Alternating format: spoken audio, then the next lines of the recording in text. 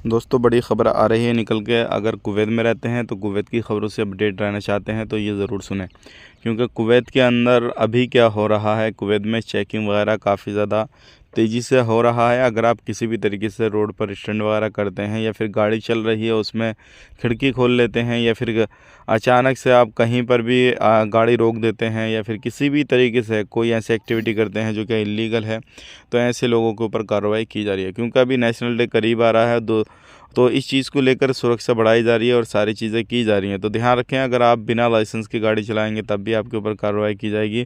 Stand वगैरह या कहीं पे भी ऐसे एक्टिविटी करेंगे तब भी आपके ऊपर कार्रवाई की जाएगी। तो इन चीज़ों का खास करके ध्यान दें।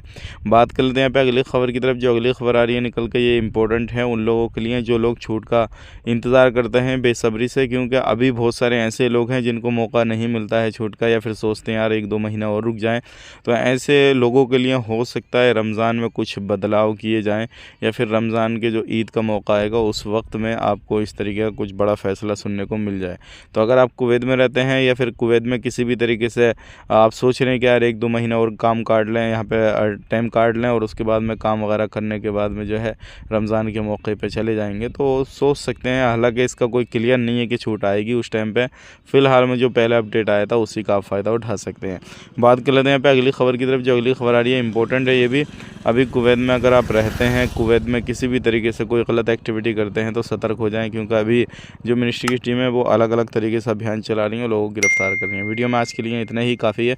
मिलेंगे इस नेक्स्ट वीडियो में। आप अपना ख्याल रखें, अपनी फैमिली वालों का ख्याल रखें। Take care, bye bye.